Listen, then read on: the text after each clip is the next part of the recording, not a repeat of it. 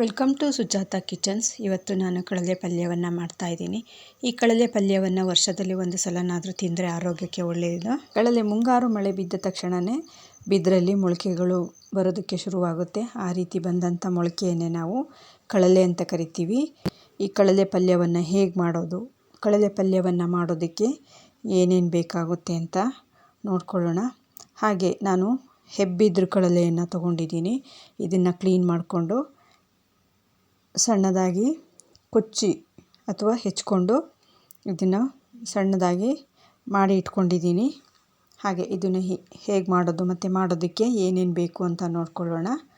ನಾನು ಈ ಕಡಲೆ ಪಲ್ಯವನ್ನು ಮಾಡೋದಕ್ಕೆ ಸ್ವಲ್ಪ ನೆನೆಸಿ ಕಡಲೆಕಾಳನ್ನು ತೊಗೊಂಡಿದ್ದೀನಿ. ಹಾಗೆ ಒಂದು ಟೊಮೆಟೊ, ಈರುಳ್ಳಿ, ಒಂದು ಗೆಡ್ಡೆ ಬೆಳ್ಳುಳ್ಳಿ, ಕರಿಬೇವು, ಕಾಯಿ ತುರಿ ಮತ್ತು ಜೀರಿಗೆ ಮೆಣಸು. ಇದನ್ನು ನಾವು ಜೀರಿಗೆ ಮೆಣಸು ಅಂತ ಕರಿತೀವಿ. ಜೀರಿಗೆ ಮೆಣಸು ಸಿಗೋದಿಲ್ಲ ಅಂತಂದರೆ ನಾವು ಹಸಿಮೆಣಸಿನ್ಕಾಯನ್ನು ಬಳಸ್ಕೋಬೋದು, ಇಲ್ಲ ಚಿಲ್ಲಿ ಪೌಡರನ್ನಾದ್ರೂ ಬಳಸ್ಕೋಬೋದು. ನಾನಿಲ್ಲಿ ಜೀರಿಗೆ ಮೆಣಸನ್ನು ಬಳಸ್ಕೊಳ್ತಾ ಇದ್ದೀನಿ. ಹೀಗೆ ಕಡಲೆಯನ್ನು ಪುಡಿ ಮಾಡಿ ಇಟ್ಕೋಬೇಕು. ಈ ರೀತಿ ಹೇಗೆ ಈ ಕಡಲೆಯನ್ನು ಕೊಚ್ಚಿ ಪುಡಿ ಮಾಡ್ಕೊಳ್ಳೋದು ಅಂತ ನೋಡ್ಕೊಳ್ಳೋಣ. ನಮಗೆ ಚಾಕುನಲ್ಲಿ ಆಗಲಿಲ್ಲ ಅಂದರೆ ವೆಜಿಟೇಬಲ್ ಕಟ್ಟರಲ್ಲಿ ಈ ರೀತಿ ಕಡಲೆಯನ್ನು ಪುಡಿ ಮಾಡಿ ಇಟ್ಕೋಬೋದು. ಅಂದರೆ ಸಣ್ಣದಾಗಿ ಹೆಚ್ಕೋಬೋದು, ಇಲ್ಲ ಅಂದರೆ ನಾವು ಚಾಕುನಲ್ಲಿ ಈ ರೀತಿ ಸಣ್ಣದಾಗಿ ಹೆಚ್ಚಿ ಇಟ್ಕೋಬೇಕು ಇದು ಪಲ್ಯ ಮಾಡೋದಕ್ಕೆ. ಹಾಗೆ ಈ ಕಡಲೆಯನ್ನು ನಾವು ತಂದ ದಿನವೇ, ಕಡಲೆಯನ್ನು ತಕ್ಷಣ ಪಲ್ಯ ಮಾಡೋದು ಆಗೋದಿಲ್ಲ. ಯಾಕಂದರೆ ಇದನ್ನು ಹೆಚ್ಚಿ ಇಟ್ಕೊಂಡು ರಾತ್ರಿಯೆಲ್ಲ ನೀರಲ್ಲಿ ನೆನೆಸಿಟ್ಕೋಬೇಕಾಗುತ್ತೆ. ಬೆಳಗ್ಗೆ ಅದನ್ನು ಕ್ಲೀನಾಗಿ ಒಂದು 2-3 ಸಲ ತೊಳೆದು ಅದರ ನೀರೆಲ್ಲ ಬಸ್ಕೋಬೇಕಾಗುತ್ತೆ. ಈ ರೀತಿ ನೀರನ್ನೆಲ್ಲ ಬಸ್ಕೊಂಡ್ಮೇಲೆ ಅದನ್ನು ಪಾತ್ರೆ ಅಥವಾ ಕುಕ್ಕರ್ನಲ್ಲಿ ಹಾಕಿ ಚೆನ್ನಾಗಿ ಒಂದು 3 ವಿಷಲಷ್ಟು ನಾವು ಬೇಯಿಸ್ಕೋಬೇಕಾಗುತ್ತೆ. ಈ ರೀತಿ ಕಡಲೆಯನ್ನು ಹಾಕ್ಕೊಂಡು ಅದಕ್ಕೆ ಸ್ವಲ್ಪ ನೀರನ್ನು ಸೇರಿಸ್ಕೊಂಡು ಒಂದು 3 ವಿಷಲ್ ಬೇಯಿಸ್ಕೊಂಡ್ರೆ ಸಾಕು, ಇಲ್ಲ 2 ವಿಷಲಿಗೂ ಚೆನ್ನಾಗಿ ಬೇಯುತ್ತೆ. ಹಾಗೆ ಕಡಲೆಕಾಳನ್ನು ಬೇಯಿಸಿ ಇಟ್ಕೋಬೇಕು. ಇದ್ರ ಜೊತೆಗೆ ಹಸಿ ಕಾಳುಗಳು ಇದ್ರೂ ಚೆನ್ನಾಗಾಗುತ್ತೆ. ನಾನು ಕಡಲೆಕಾಳನ್ನು ಸೇರಿಸ್ಕೊಳ್ತಾ ಇದ್ದೀನಿ. ಇದನ್ನು ಚೆನ್ನಾಗಿ ಬೇಯಿಸ್ಕೋಬೇಕು. ಇದೆರಡನ್ನೂ ಬೇಯಿಸಿ ಇಟ್ಕೊಂಡು ನಾವು ಪಲ್ಯವನ್ನು ಮಾಡ್ಕೋಬೇಕು. ಈಗ ಈರುಳ್ಳಿಯನ್ನು ನಾನು ಸಣ್ಣದಾಗಿ ಹೆಚ್ಕೊಳ್ತಾ ಇದ್ದೀನಿ. ಈರುಳ್ಳಿ ಈ ರೀತಿ ಸಣ್ಣದಾಗಿ ಹೆಚ್ಕೊಂಡ್ರೆ ಪಲ್ಯದ ಜೊತೆಗೆ ಅದು ಮಿಕ್ಸ್ ಆಗೋಗುತ್ತೆ. ಈ ರೀತಿ ಹೆಚ್ಕೊಂಡು ನಾನು ಪಲ್ಯವನ್ನು ಮಾಡ್ತಾಯಿದ್ದೀನಿ. ಹಾಗೆ ಬೆಳ್ಳುಳ್ಳಿಯನ್ನು ಜಜ್ಜಿ ಇಟ್ಕೋಬೇಕು. ಕಡಲೆಯನ್ನು ಉಪಯೋಗಿಸೋದ್ರಿಂದ ಮಳೆಗಾಲದಲ್ಲಿ ದೇಹದ ಉಷ್ಣತೆಯನ್ನು ಕಾಪಾಡ್ಕೋಬೋದು. ಮತ್ತು ಟೊಮೆಟೊವನ್ನು ಸಣ್ಣದಾಗಿ ಹೆಚ್ಚಿ ಇಟ್ಕೊಳ್ತಾ ಇದ್ದೀನಿ.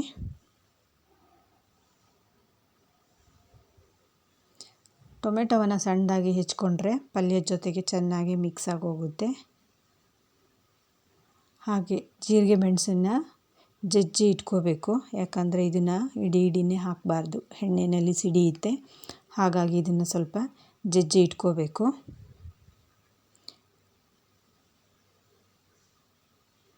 ಇವಾಗ ಒಗ್ಗರಣೆ ಮಾಡ್ಕೊಳ್ಳೋಣ. ಈಗ ಒಗ್ಗರಣೆಗೆ ಒಂದು 4 ಸ್ಪೂನಷ್ಟು ಎಣ್ಣೆಯನ್ನು ಹಾಕ್ಕೊಳ್ತಾ ಇದ್ದೀನಿ. ಹಾಗೆ ಸ್ವಲ್ಪ ಸಾಸಿವೆ,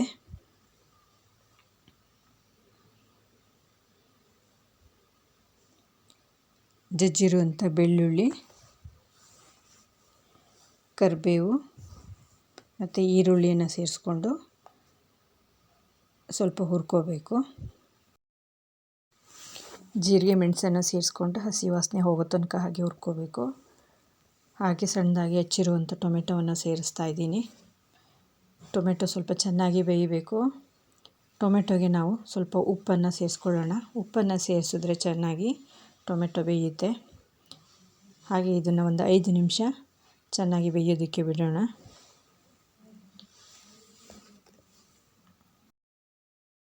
ಚೆನ್ನಾಗಿ ಬೆಂದಿದೆ. ಇದನ್ನು ಸ್ವಲ್ಪ ಹಾಗೆ ಮೆತ್ತಗೆ ಮಾಡಿಕೊಂಡು ಬೇಯಿಸ್ಕೊಂಡಿರುವಂಥ ಕಡಲೆಯನ್ನು ಸೇರಿಸ್ಕೊಳ್ತಾ ಇದ್ದೀನಿ. ಕಡಲೆ ರಸವನ್ನು ನಾನು ಬಸ್ಕೊಂಡಿದ್ದೀನಿ, ಬರೀ ಕಡಲೆಯನ್ನು ಸೇರಿಸ್ಕೊಳ್ತಾ ಇದ್ದೀನಿ. ಹಾಗೆ ಬೇಯಿಸ್ಕೊಂಡಿರುವಂಥ ಕಡಲೆಕಾಳನ್ನು ಇದಕ್ಕೆ ಸೇರಿಸ್ಕೊಳ್ತಾ ಇದ್ದೀನಿ. ಒಂದು 1/4 ಸ್ಪೂನಷ್ಟು ಅರಿಶಿಣ, ಒಂದು 1/4 ಸ್ಪೂನಷ್ಟು ಜೀರಾ ಪೌಡರ್, ಅರ್ಧ ಸ್ಪೂನಷ್ಟು ಧನಿಯಾ ಪೌಡರನ್ನು ಸೇರಿಸ್ಕೊಂಡಿದ್ದೀನಿ. ಇದನ್ನು ಚೆನ್ನಾಗಿ ಮಿಕ್ಸ್ ಮಾಡ್ಕೋಬೇಕು.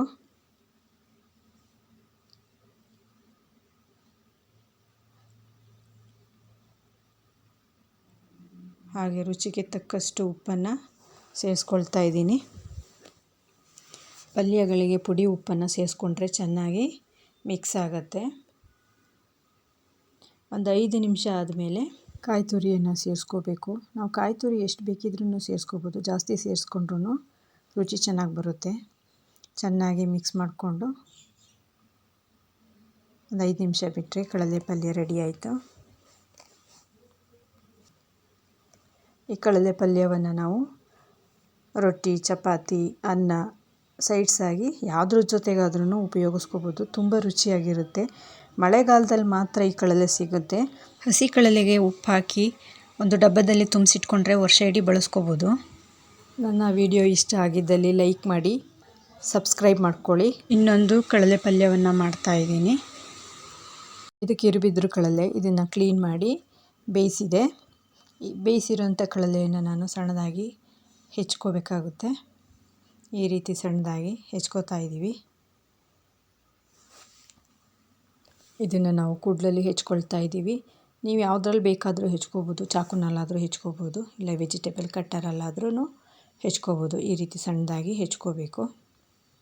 ಈ ರೀತಿ ಹೆಚ್ಕೊಂಡಿರೋ ಕಡಲೆಯನ್ನು ನಾವು ಒಗ್ಗರಣೆ ಮಾಡ್ಕೊಳ್ಳೋಣ. ಒಂದು ಪಾತ್ರೆಗೆ ಒಂದು 5 ಸ್ಪೂನಷ್ಟು ಎಣ್ಣೆ, ಸಾಸಿವೆ ಮತ್ತು ಕರಿಬೇವನ್ನು ಹಾಕ್ಕೊಂಡಿದ್ದೀವಿ. ಹಾಗೆ ಜಜ್ಜಿದ ಬೆಳ್ಳುಳ್ಳಿಯನ್ನು ಸೇರಿಸ್ಕೊಳ್ತಾ ಇದ್ದೀವಿ. ಹಾಗೆ ಈರುಳ್ಳಿಯನ್ನು ಸೇರಿಸ್ಕೊಂಡು ಹಸಿ ವಾಸನೆ ಹೋಗೋ ತನಕ ಸ್ವಲ್ಪ ಹುರ್ಕೋಬೇಕು. ಮೆಣಸಿನ್ಕಾಯಿ ಅದನ್ನು ಇದಕ್ಕೆ ಸೇರಿಸ್ಕೊಳ್ತಾ ಇದ್ದೀನಿ. ಜೀರಾ ಮೆಣಸಿನ್ಕಾಯಿ ಸಿಗಲಿಲ್ಲ ಅಂತಂದರೆ ನಾವು ಹಸಿ ಮೆಣಸಿನ್ಕಾಯಿನೂ ಬಳಸ್ಕೋಬೋದು, ಇಲ್ಲ ಅಂತಂದರೆ ಚಿಲ್ಲಿ ಪೌಡರನ್ನು ಬಳಸ್ಕೋಬೋದು.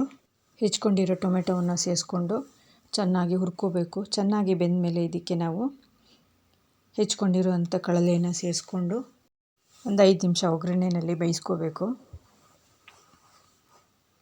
ರುಚಿಗೆ ತಕ್ಕಷ್ಟು ಉಪ್ಪನ್ನು ಸೇರಿಸ್ಕೋಬೇಕು. ಇದು ಚೆನ್ನಾಗಿ ಮಿಕ್ಸ್ ಆದಮೇಲೆ ಜೀರಾ ಪೌಡರ್, ಧನಿಯಾ ಪೌಡರ್ ಮತ್ತು ಅರಿಶಿನ ಪುಡಿಯನ್ನು ಸೇರಿಸ್ಕೊಂಡು ಚೆನ್ನಾಗಿ ಮಿಕ್ಸ್ ಮಾಡ್ಕೋಬೇಕು.